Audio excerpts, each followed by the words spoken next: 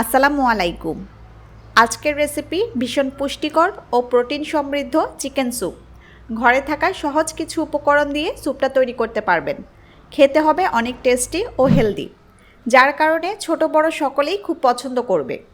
রেস্টুরেন্টের চাইতে ভীষণ মজার এই স্যুপ তৈরি করে বাসার সবাইকে অবাক করে দিতে পারেন। তো চলুন দেখিয়ে দিই আমি যেভাবে ঘরে চিকেন স্যুপ তৈরি করি।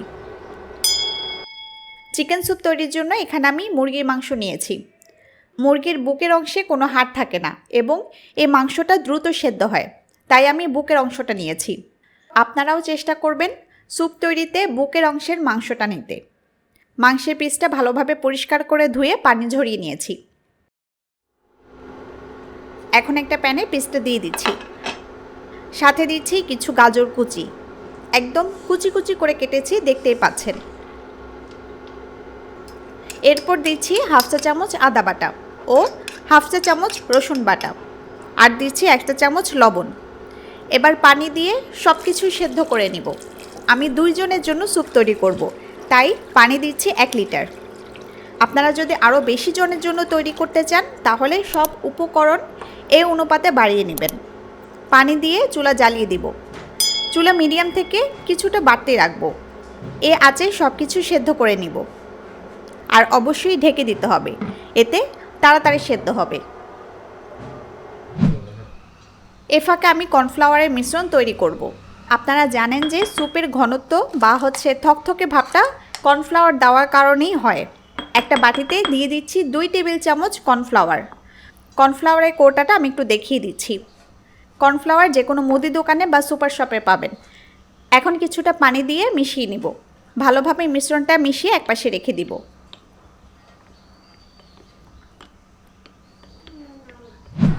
10 থেকে 15 মিনিটের মধ্যে সব কিছু সেদ্ধ হয়ে যাবে। এ পর্যায়ে চুলা একদম লো করে দিব। ঢাকনা তুলে চিকেন পিসটা উঠিয়ে নিব। দেখুন চিকেন মোটামুটি সেদ্ধ হয়ে গেছে। এখন আমি বড় পিসটা ছোট ছোট করে ছিঁড়ে নিব বা কেটে নিব। কাঁটা চামচের সাহায্যে কাজটা করতে পারেন বা চাইলে ছুরি দিয়েও কেটে নিতে পারেন। দেখুন আমি এভাবে ছোট করে চিকেন ঝুড়া করে নিয়েছি। এবার এগুলো আবার প্যানে দিয়ে দিব। চিকেন দিয়ে চুলা লো থেকে মিডিয়াম করে দিব।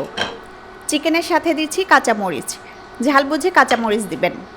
আর দিচ্ছি টমেটো সস, 2 টেবিল চামচের মতো টমেটো সস দিয়ে দিচ্ছি।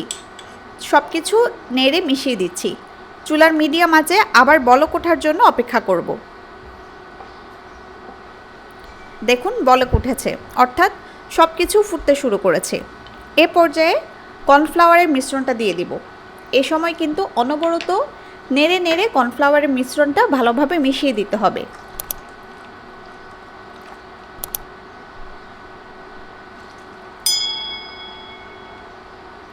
কর্নফ্লাওয়ারের মিশ্রণ মিশিয়ে এরপর দিব ডিম।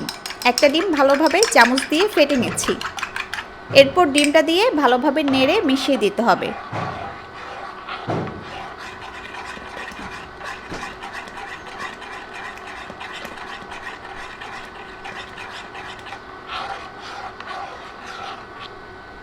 কর্নফ্লাওয়ারের মিশ্রণ ও ডিম দিয়ে 2 মিনিটের মতো রান্না করলেই একটা থকথকে ভাব চলে আসবে। একদম শেষ পর্যায়ে দিব কালো গোলমরিচ গুঁড়া।